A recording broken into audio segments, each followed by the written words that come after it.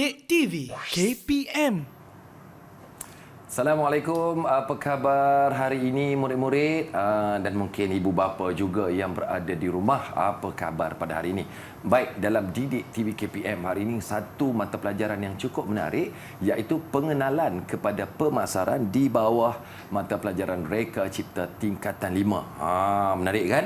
Jadi kalau kertas, buku dah bersedia, cek jugalah.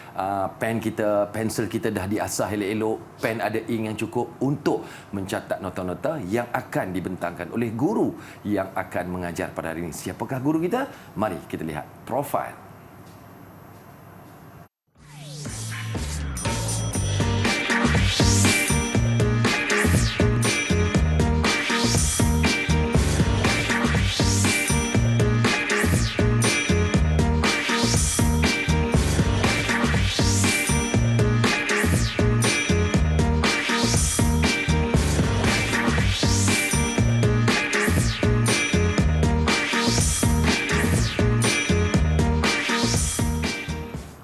Itulah guru kita yang akan mengajar di bawah mata pelajaran Reka Cipta tingkatan 5 iaitu pengenalan kepada pemasaran. Assalamualaikum. Apa khabar cikgu? Waalaikumsalam. Assalamualaikum. Alhamdulillah. Baik, saya baik alhamdulillah. Semua okey nah? Alhamdulillah. Bagaimana cikgu melihat pemasaran secara asasnya?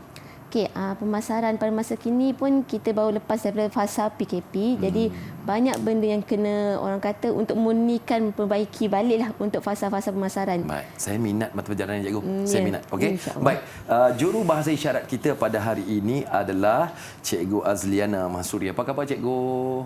Alhamdulillah. Baik. Jadi, kalau murid-murid dan ibu bapa sudah bersedia, ibu bapa kalau boleh sokong dan juga beri perhatian pada murid-murid yang berada di rumah, dan rakan-rakan murid kita juga sudah berada di atas talian. Mungkin cikgu dia nak perkenalkan murid-murid kita yang berada atas talian. Saya pun nak perkenalan juga ni. Baik, boleh. Okey.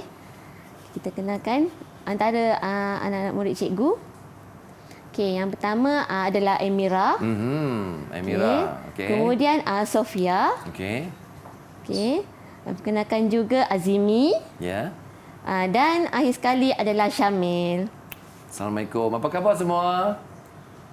Wah, ni nampak macam pengawas-pengawas mana cikgu? Ya. Pengawas semua ya? Ada yang pengawas, ada yang pegawai pembimbing rakan sebaya. Okey, baik. Kalau dah bersedia, murid-murid di rumah, murid-murid yang berada atas talian, ayo kita mulakan.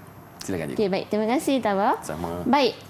Anak-anak semua, murid-murid, hari ini kita akan mengulang kaji salah satu tajuk dalam tingkatan 5 bab pemasaran. Okey, pemasaran ini merupakan salah satu tajuk dalam tingkatan 5 yang mana murid-murid akan mengetahui, dah mempelajari, kita ulang kaji balik bagaimanakah cara-cara untuk memasarkan produk yang ada yang telah murid-murid bangunkan dan yang telah direka ciptakan. Okey. Pada hari ini, kita akan ulang kaji iaitu di mana pemasaran merupakan satu proses untuk merancang dan melaksanakan serta meletakkan harga, promosi edarkan produk dan idea perkhidmatan. Dari pemasaran ini tak semestinya pada produk, ia juga bergantung juga pada perkhidmatan dan juga aktiviti pertukaran untuk memenuhi objektif individu dan syarikat. Baik, dalam tajuk pemasaran ini, kita akan belajar antara 3 subtopik. Okey, yang pertama ialah kaedah penentuan harga. Jadi dah ada produk, jadi kita nak menentukan berapa harga yang bersesuaian untuk pasarkan produk tersebut. Okey, dalam kaedah penentuan harga. Okey, kemudian kita akan mengulang kaji balik semula. Di manakah lokasi yang sesuai untuk memasarkan produk yang kita telah reka ciptakan ataupun yang telah kita bangunkan produk tersebut. Dan akhir sekali, bagaimana kita nak mewawarkan produk yang dah ada di pasaran kepada pengguna. Jadi, antara tiga subtopik ini merupakan topik yang perlu kita ulang kaji balik, kenal pasti balik dalam tajuk pemasaran. Okey, murid-murid. Jadi, InsyaAllah kita akan cuba ulang kaji sebagai persediaan murid-murid dalam menjawab kalau ada latihan yang berkaitan dengan pemasaran hari ini. Baik cikgu, kita berehat seketika cikgu ya. Boleh. Nampak menarik itu, permulaan pun dah macam mungkin murid-murid di rumah dan murid-murid yang berada atas talian mungkin teruja. Apakah yang kita nak terokai pada hari ini? Okey, jangan ke mana-mana, kita akan kembali seketika nanti di Didik TV KPM. Murid-murid masuk kelas. Didik TV KPM.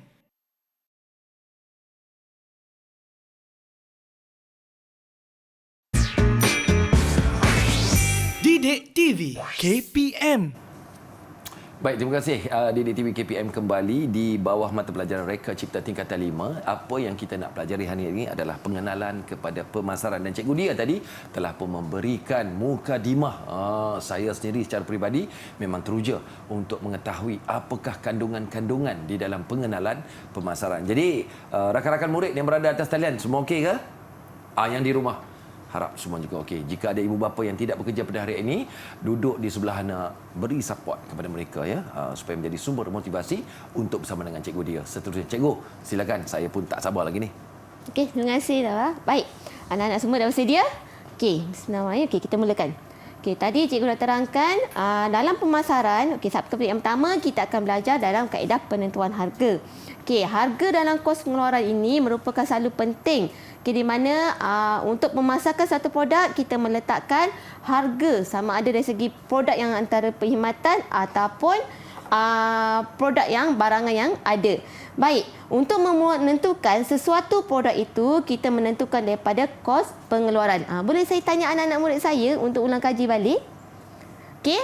Okey, saya nak tanya anak murid cikgu, berapakah kos pengeluaran yang perlu kita kenal pasti? Siapa nak cuba? Ya, Emira, silakan. Ada dua, cikgu. Okey, ada dua. Okey, terima kasih Amira. Baik, kita tengok balik. Ya, betul. Ada dua kos pengeluaran yang perlu kita kenal pasti apabila hendak membuat sesuatu pengiran meletakkan harga pada produk, iaitu kos tetap dan kos berubah.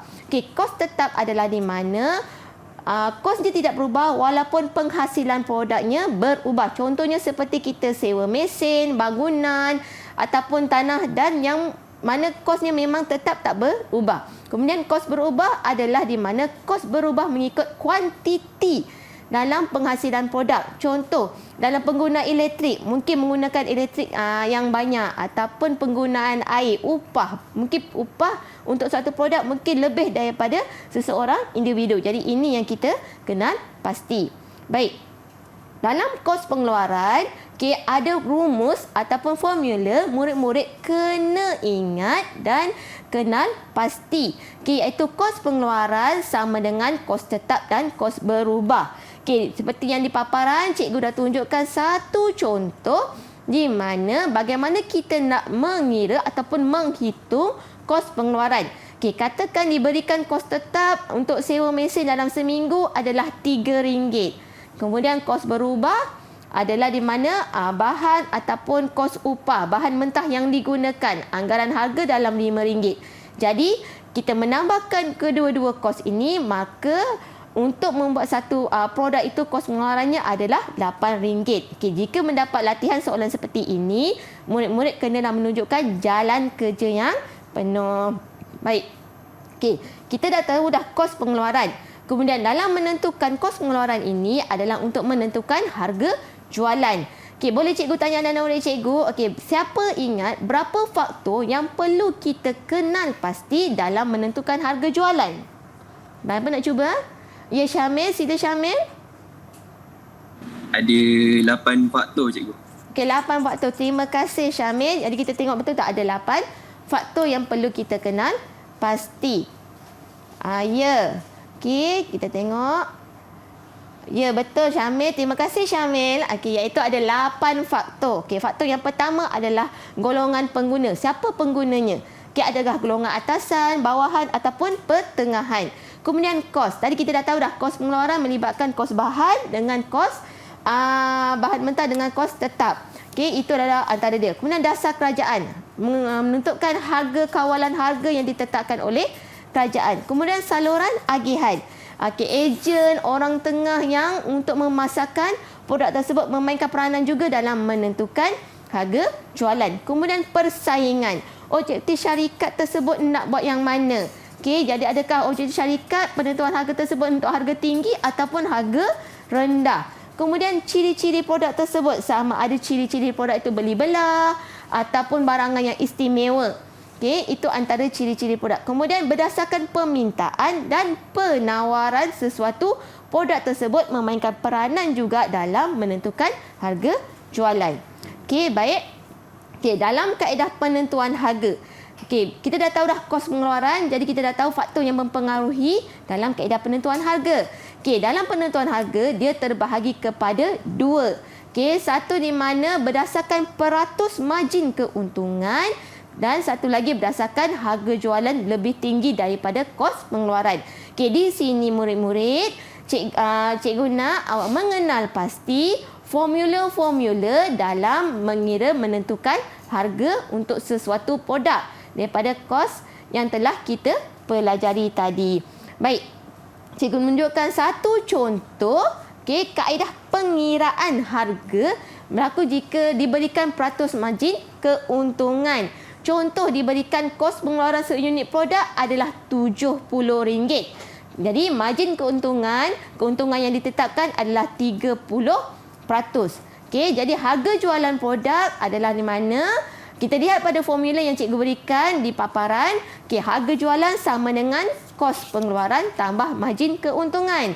Jadi, buat pengiraan 70 tambah RM70 darab dengan 0.30. 30. Di mana dapat 0.30? Di mana 30%, 30 kita bahagi dengan 100.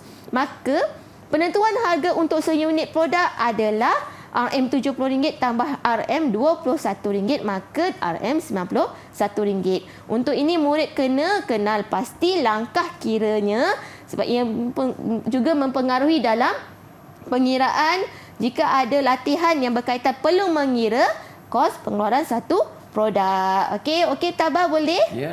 Alhamdulillah. Baik, kita teruskan ya. Okey. Jadi kita cuba ulang kaji balik semula dengan anak-anak murid cikgu. Okey, jadual 1 adalah ciri bagi dua jenis kos pengeluaran. Okey, nyatakan jenis kos pengeluaran pada ruang yang disediakan. Ini antara tadi kita dah ulang kaji balik semula. Jadi cikgu nak tanya anak murid cikgu, siapa nak mencuba menjawab? Ya, Azimi. Silakan Azimi. Yang pertama ialah kos tetap. Yang kedua pula ialah kos berubah. Kos berubah. Okey, baik. Terima kasih Azimi. Jadi kita tengok contoh jawapannya. Adakah betul dengan Azimi yang menjawabnya? Okey, ya betul. Yang pertama adalah kos tetap. Ingat semula tadi cikgu dah terangkan apabila ada sewaan ataupun mesin yang berkaitan adalah harganya tetap, tak berubah jadi kos tetap.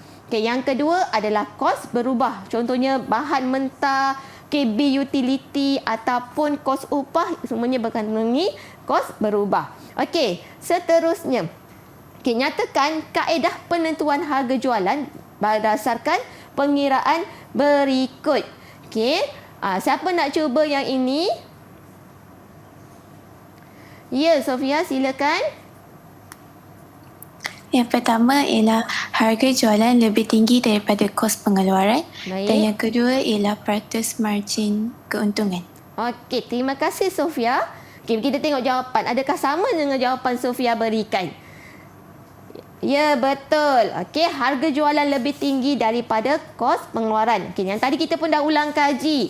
Okey, bagaimana nak tahu yang itu adalah kos pengeluaran, harga jualan lebih tinggi di mana keuntungan telah ditetapkan dalam sebuah syarikat. Jadi kita tahu harga jualannya lebih tinggi daripada kos pengeluaran. Okey, yang kedua adalah peratus margin keuntungan. Okey, di mana diberikan nilai peratus keuntungan yang ditetapkan oleh sesebuah syarikat. Jadi kena kenal pasti ya murid bila mendapat latihan soalan seperti ini, kenal pasti kalau untung harga ditetapkan itu adalah harga jualan lebih tinggi daripada kos pengeluaran. Kalau dia meletakkan nilai peratus keuntungannya, maka peratus margin keuntungan. Okey, bagus. Okey, kita cuba lagi sekali satu soalan. Baik. Soalan latihan yang seterusnya. Okey, berikut adalah maklumat kos untuk menghasilkan 30 unit produk. Okey, diberikan kos bahan, kos upah dan kos overhead. Dan latihan itu soalannya meminta hitung kos purata untuk menghasilkan produk itu. Baik, bila diberikan soalan latihan seperti ini ya murid-murid, jadi murid-murid kena kenal pasti kehendak soalan dan cara untuk kita menghitung yang manakah untuk purata dalam menghasilkan sesuatu produk. Okey, baik. Cikgu minta anak-anak murid cikgu boleh menghitung kos soalan yang ini. Okey, kita nak lihat apakah kos purata dalam menghasilkan produk ini. Baik. Cikgu dia, kos Ya. overhead itu juga adalah kos tanggungan ke? Kos overhead ini macam kos sampingan. Contohnya seperti kita menggunakan bil air, utility. Okey. Itu adalah kos overhead. Okey. Dia antaranya jawapan yang untuk sampingan lah. Ya. Okey, baik anak-anak cikgu dah cuba menjawab. Okey, boleh cikgu lihat jawapan anak-anak murid cikgu? Okey, baik. Okey. Kita lihat jawapannya. Okey, Sofia menjawab RM36 menggunakan pengiraan. Okey. Kemudian kita lihat jawapan Syamil RM36. Zimi menjawab 35. Okey, kemudian Emira menjawab RM36. Okey, kita lihat sama-sama ya murid contoh jawapan cikgu. Boleh tengok cikgu nak tengok, tolong angkat kertas tu. Cikgu nak tengok jawapan masing-masing balik yang tadi. Baik, okey kita tengok sama tak dengan jawapan cikgu. Ya, Sofia, Syamil dan Emira salah. Betul. Kecuali Azimi. Apa yang salah pada Azimi ini? Okey, salah pada Azimi adalah di mana dia tidak meletak nilai RM. Jika pengiraan ni wajib letak menilai unit RM. Jika tidak, nilai angka tersebut boleh menjadi nilai angka yang orang kata umum. Ya. Kita tak tahu 35 tu ataupun 36 pun apa dia punya unit dia tersebut. Ya. Jadi kena ada unit. Ya murid-murid ingat ya Azimi, cara pengiraan yang betul. Okey, baik. Seterusnya kita pergi contoh yang seterusnya. Okey, contoh soalan yang keempat. Okey, berikut adalah maklumat kos pengeluaran bagi 20 unit produk yang hendak dipasarkan. Sama juga tadi diberikan kos bahan, kos upah dan kos overhead. Okey, overhead ni ingat ya murid, iaitu sampingan seperti bil air, bil elektrik dan segala yang untuk itulah.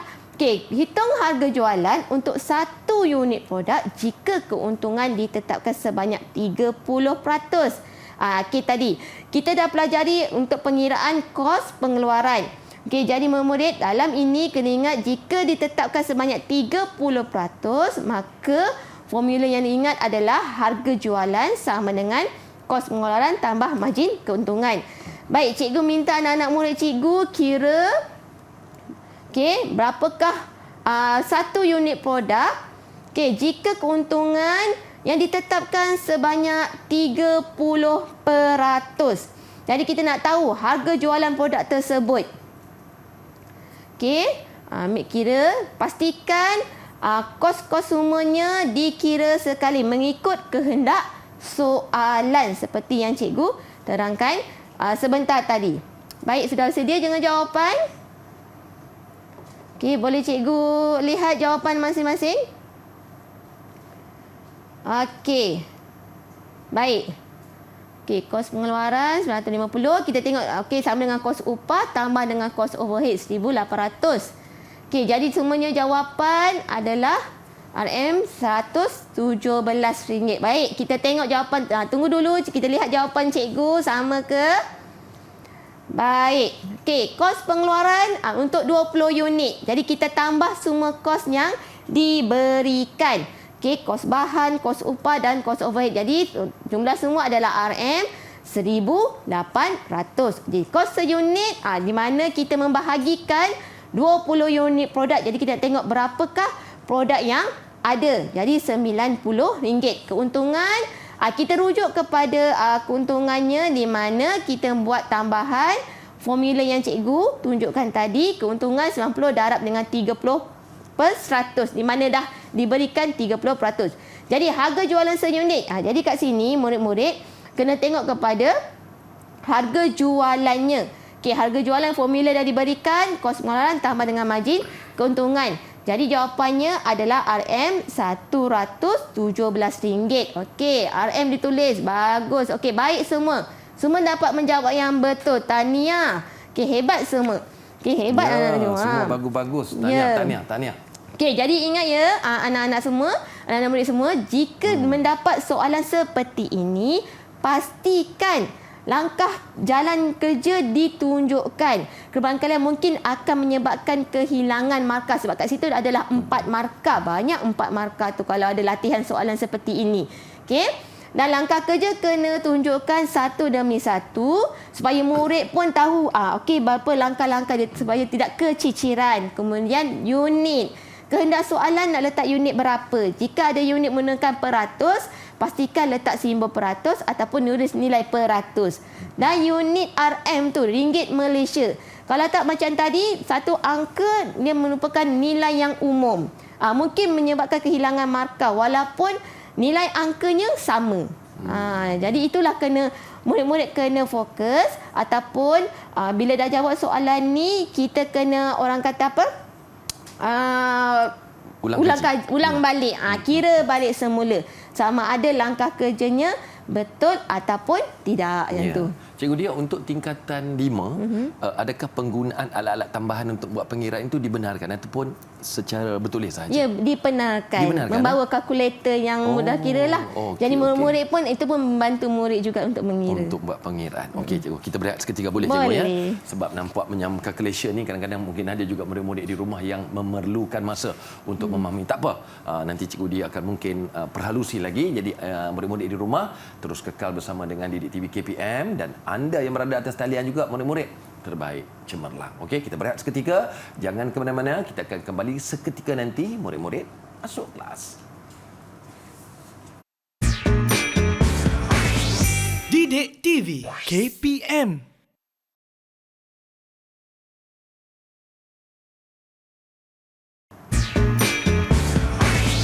Didik TV KPM.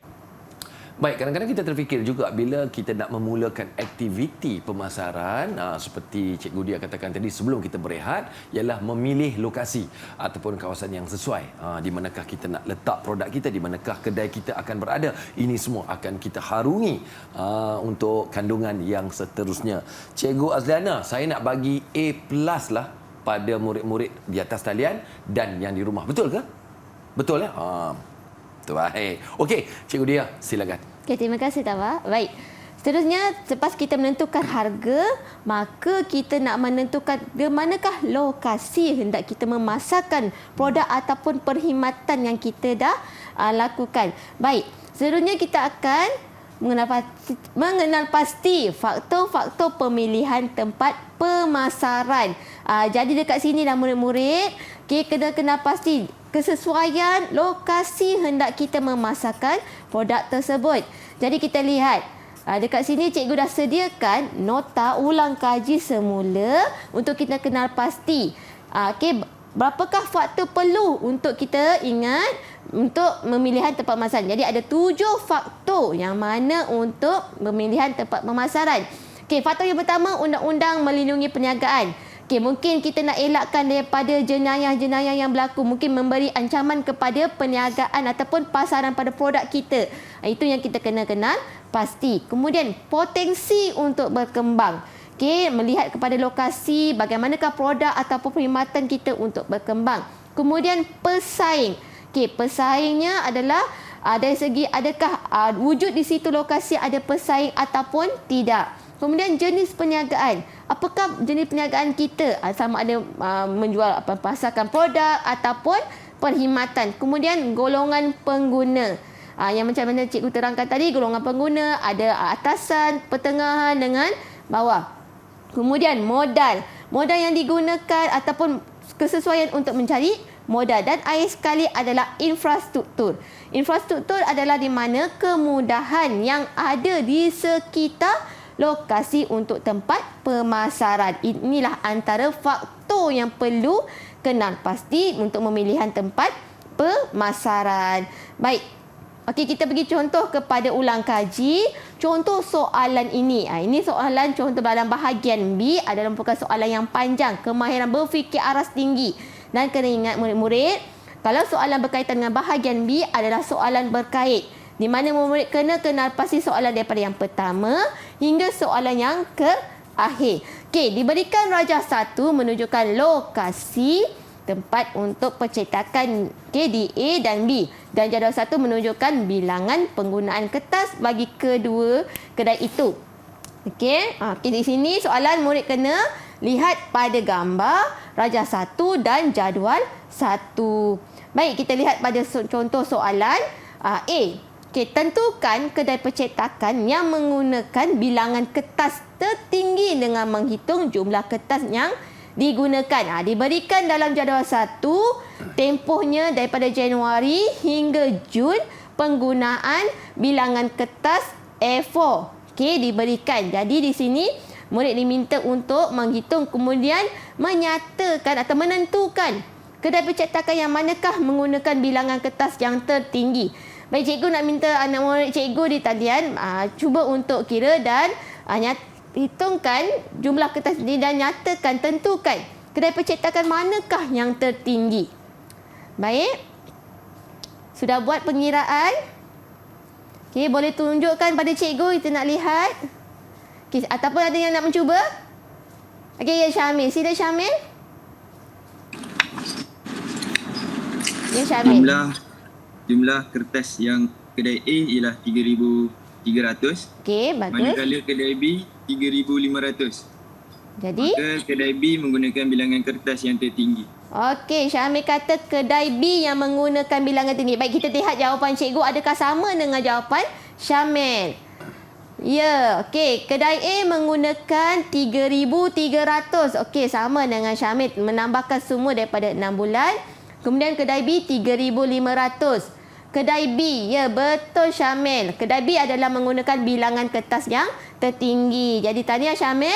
Okey, dan terima kasih. Jadi jawapannya adalah kedai A dan kedai A dan menunjukkan jalan kira dan juga kedai B menunjukkan jalan kira. Di sini murid kena lihat soalan dia kata tentukan, kena tentukan, kemudian hitung, kena kira. Baik. Seterusnya, okey, terangkan faktor-faktor pemilihan tempat yang mempengaruhi penggunaan kertas tertinggi. Bagi jawapan di 1A. Ingat tadi cikgu dah kata soalan bahagian B adalah soalan berkait. Jadi yang ini dia menanyakan bagaimana kedai B tersebut. Okey, lokasi di kedai B ini merupakan yang antara penjualan kertas yang tertinggi. Okey, jadi ini dia, soalannya adalah di mana faktor pemilihan tempat adalah pesaing ataupun dengan jenis perniagaan. Baik. Murid-murid, jika soalan berkaitan dengan kata tugas terangkan, di sini murid-murid kena kenal pasti bila soalan kata tugas terangkan mesti mengandungi satu fakta dan satu penerangan. Okey, di mana menerangkan faktanya dan penerangannya. Baik, cikgu nak minta anak-anak murid cikgu siapa yang hendak mencuba faktor pemilihan tempat B. Ya, Sofia. Silakan Sofia. Bagi jawapan pertama, tiada pesaing kerana tiada kedai percetakan yang berdekatan. Kalau yang kedua pula, perniagaan percetakan amat sesuai kepada pelajar kolej berdekatan.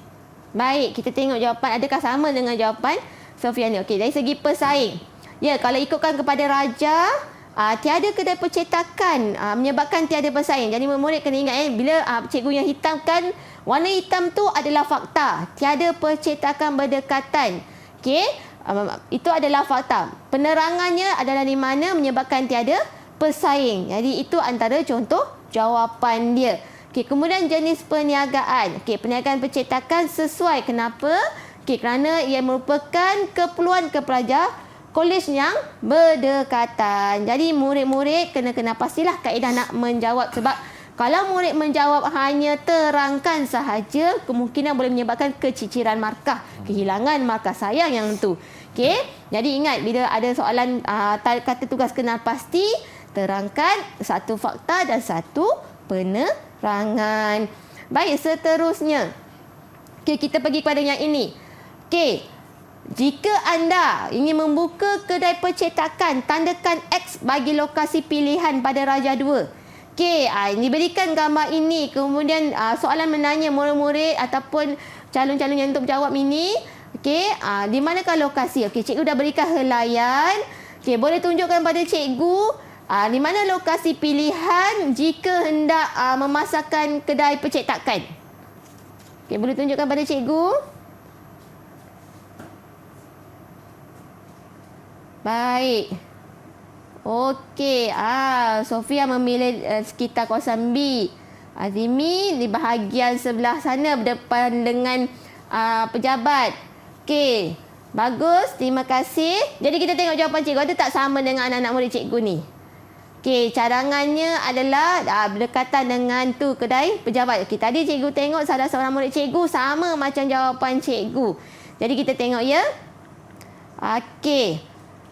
Tadi cikgu lihat Azimi sama dengan cikgu. Jadi boleh tak Azimi tolong terangkan kenapa Azimi memilih lokasi untuk memasarkan kedai percetakan di bahagian X tersebut?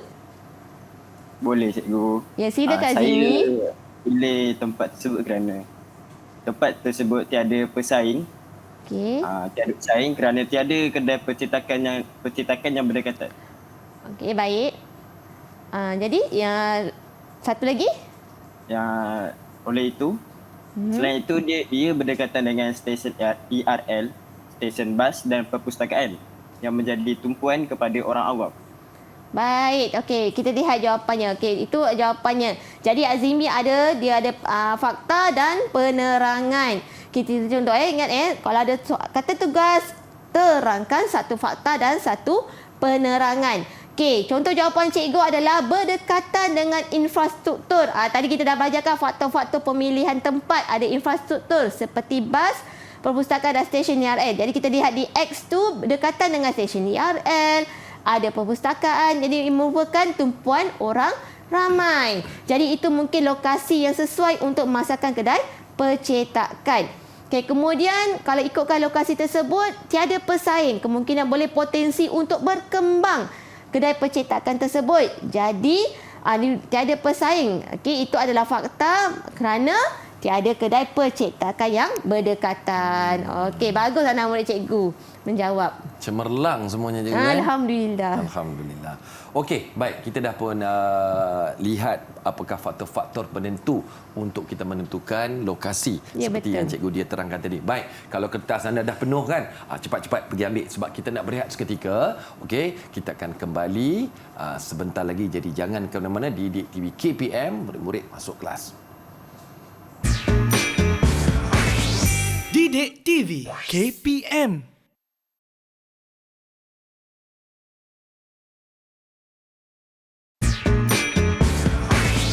Didik TV KPM. Baik, kita kembali Didik TV KPM, murid-murid yang berada di rumah. Terima kasih kerana memberikan tumpuan. Yang berada atas talian, cemerlang. Anda di rumah juga cemerlang. Seperti biasa, kalau kertas dah habis, buku dah penuh, tolong pastikan ada tambahan-tambahan. Manalah tahu ada nota-nota yang perlu kita catat semula berdasarkan kandungan yang akan disampaikan oleh cikgu dia. Okey, tadi kita dah tengok, kita dah lihat faktor-faktor penentu lokasi. Apakah pula yang seterusnya cikgu dia? Silakan. Okey, terima kasih Tabah. Baik, seterusnya lepas kita dah tentukan harga, kemudian kita dah tahu lokasi dan bagaimana kita nak tahu pengguna mengetahui produk kita ni. Jadi kita pelajari yang awal tadi cikgu kata kaedah promosi. Okey. Jadi kaedah promosi ini merupakan salah satu yang mana langkah untuk kita memperkenalkan kepada orang awam umum bahawa kita ada menawarkan produk dan perkhidmatan. Baik, cikgu cuba nak menanya anak-anak murid cikgu. Okey, siapa yang cuba imbas kembali berapakah kaedah promosi yang telah kita pelajari sebelum ni? Okey, siapa nak cuba? Ya, Amira, silakan. Ada 4 cikgu. Ya, Amira, terangkan 4 tu apa dia? Ada publicity, pengiklanan, jualan langsung dan promosi jualan. Okey, baik. Terima kasih Amira. Kita tengok betul tak Amira cuba menjawab tersebut.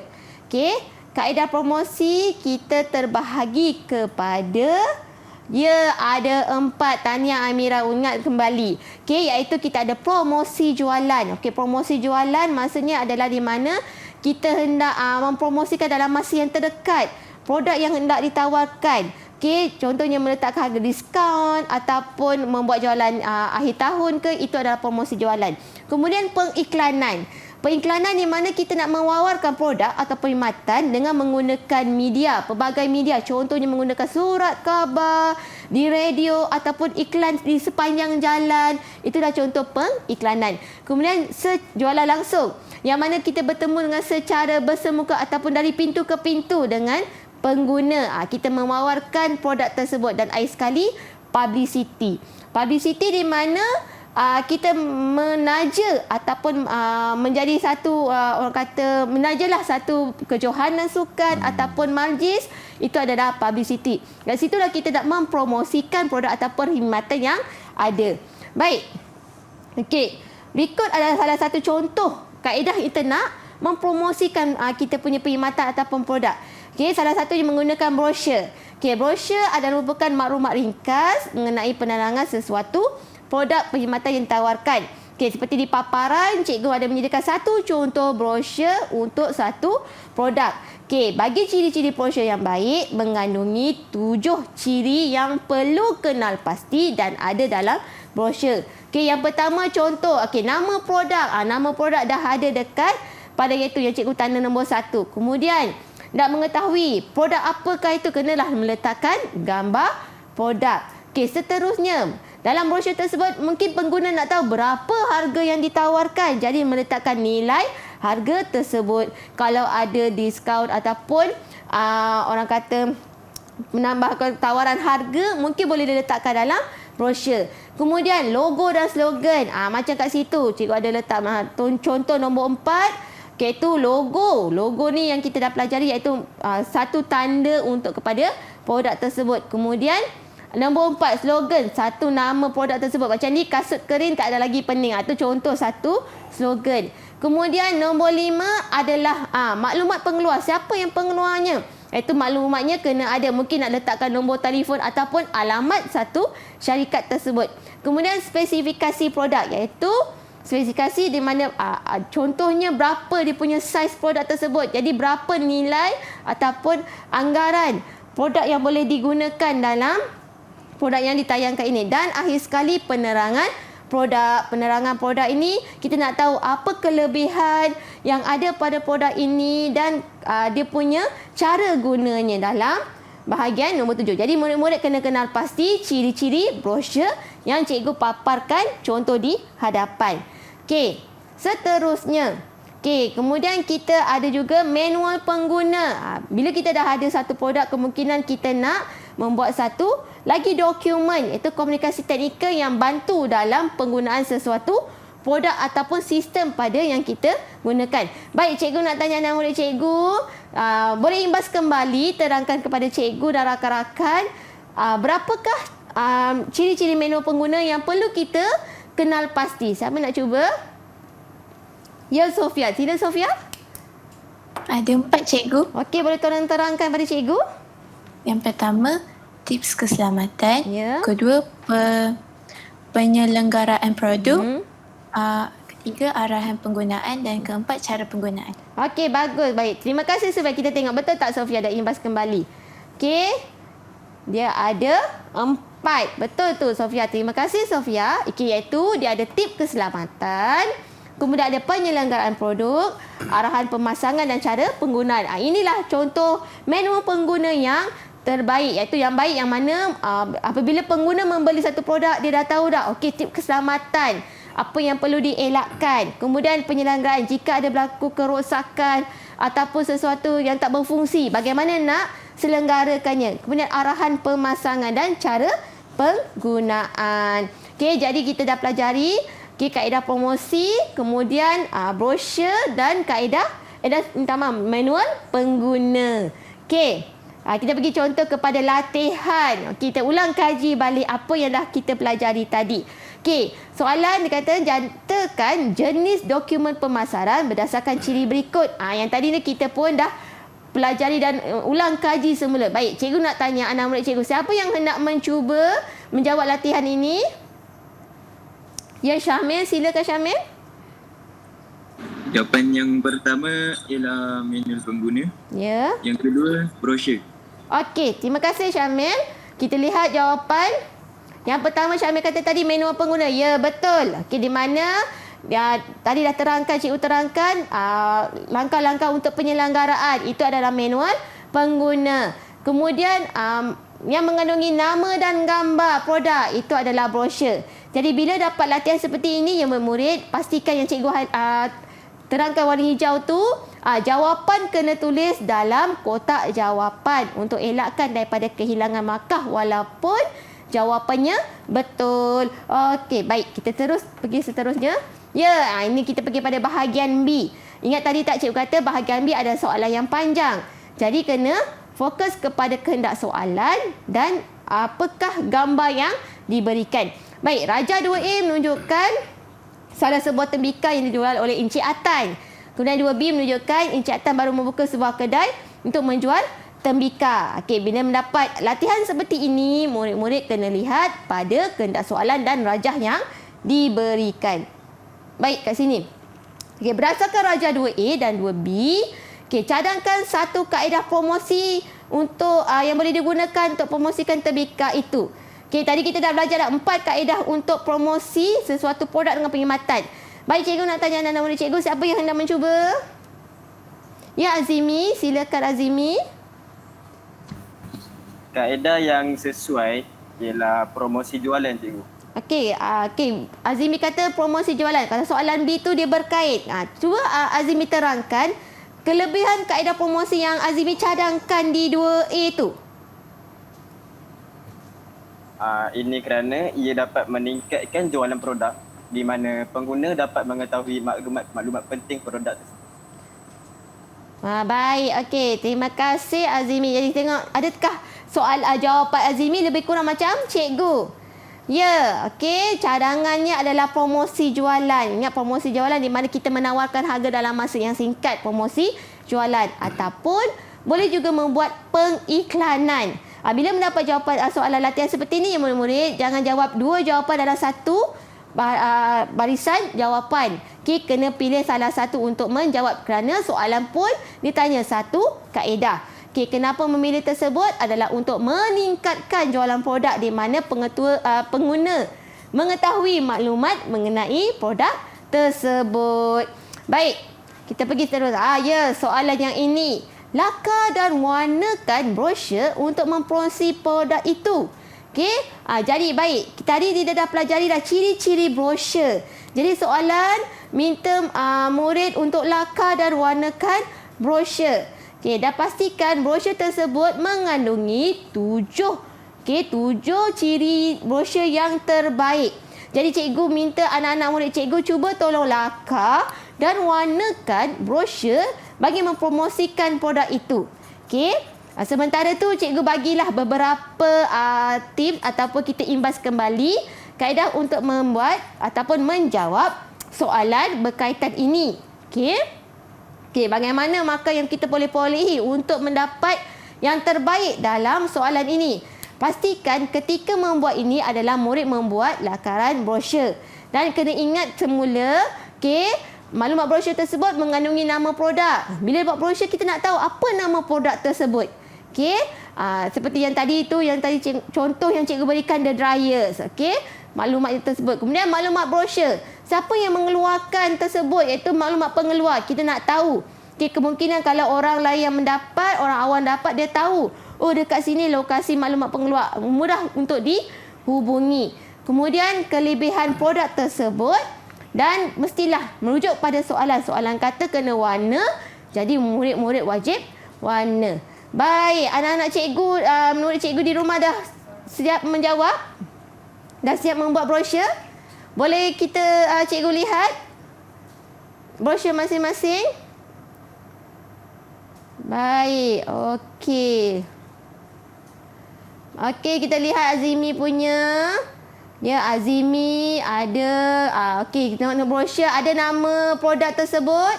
Bika, ada nama produk, ada nama syarikat dan berwarna. Baik, bagus. Okey, kemudian Sofia. Sofia menunjukkan brosur tersebut. Ada tawaran, ada harga. Spesifikasi produk itu pun ada. Kemudian ada logo dan slogan.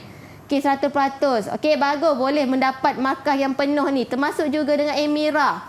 Ya, Emira membuat brosur. Kemudian, ya, sistem Bika tersebut. Ada maklumat pengeluar. Okey, lengkap semuanya. Cuma Syamil tak berwarna. Ya, tapi Syamil maklumat ada tak Syamil? Cikgu tengok. Ada spesifikasi, ada logo, kemudian gambar produk tak ada. Kalau macam ni, kemungkinan ya Syamil. Kurang markah. Ya, kurang markah sebab tak mengikut kehendak. Sebab kata kat situ pun cikgu dah kata dah. Kena ada gambar produk. Kemudian kena berwarna. Warna ni orang kata menimbulkan cantik lah kan. Okey. Jadi, harga ada. Okey, bagus semua. Syamil dia kena baiki lagi tu. Untuk dapat yang terbaik. Okey. Kita lihat contoh yang cikgu berikan. Okey, inilah contohnya. Kalau salah satu contoh kalau untuk mendapat markah yang terbaik dalam menjawab soalan berkaitan brosur. Okey, ada nama produk. Kemudian kena buat lakaran brosur. Kemudian kena ada maklumat pengeluar. Macam tu, maklumat lanjut, ada nombor telefon yang boleh dihubungi ataupun lokasi. Kemudian kelebihan produk, dinyatakan kelebihan produk tersebut. Okey. Baik, kemudian maklumat pengeluar dan nama produk tersebut serta meletakkan harga. Inilah antara contoh-contoh ciri-ciri brosur yang ada. Jadi murid-murid, jika mendapat latihan seperti ini, pastikan murid-murid menggunakan keseluruhan rajah yang diberikan. Okey, dah sampai habis dah. Kita dah pelajari dah. Jadi, rumusan keseluruhan cikgu dalam ini boleh cikgu katakan, jika ada soalan berkaitan dengan pengiraan, murid kena menunjukkan jalan kerja. Takut ada keciciran nombor ataupun markah yang hendak dibuat. Kemudian kos, ingat letak rumus, apa simbol unit RM supaya nilai itu bertepatan dengan kehendak soalan ataupun latihan. Kemudian kenal pasti kata tugas. Macam cikgu katakan tadi, terangkan. Selalunya soalan dia terangkan. Ada satu fakta dan satu penerangan. Dan kaitkan jawapan. Jika soalan yang panjang bahagian B, macam cikgu tengok kita lihat tadi, daripada soalan A, B dan C semuanya berkait. Jadi ini antara tips yang cikgu boleh kongsi bersama anak-anak murid cikgu yang lain ketika menjawab soalan latihan berkaitan tajuk pemasaran.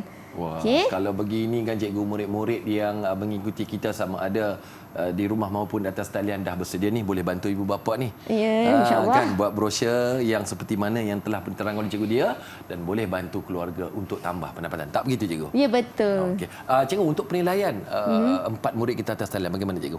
Alhamdulillah semua terbaik. Terbaik, cemerlang. Cemerlang, kan? Alhamdulillah. Okey, baik, kita pun dah sampai di penghujung pengenalan pemasaran. Insya-Allah di lain masa kita akan bertemu lagi mungkin dengan cikgu dia, mungkin juga dengan saya untuk kita ketahui lebih lanjut lagi dalam mata pelajaran Reka Cipta tingkatan 5 Sukses SPM 2022. Okey, terima kasih kepada jurubahasa isyarat kita iaitu Cikgu Azliana Masuri. Cikgu pun terbaik. Terbaik A lah kan? Okey. Baik, terima kasih sekali lagi kepada Cikgu Nordia Safra Abdul Wahid. InsyaAllah sampai kita jumpa lagi cikgu. InsyaAllah. Dalam pemasaran di peringkat yang seterusnya lah kan? InsyaAllah. Okey, baik. Anda di rumah, terima kasih. Ibu bapa, murid-murid khususnya yang berada atas talian, anda memang terbaik, cemerlang. Dan anda di rumah juga cemerlang, terbaik. Saya tahu, saya yakin. Okey, kita jumpa dan jumpa lagi. Saya Tabah Syazwan Osman, Didik TV KPM. Murid-murid masuk ke kelas. Bye-bye.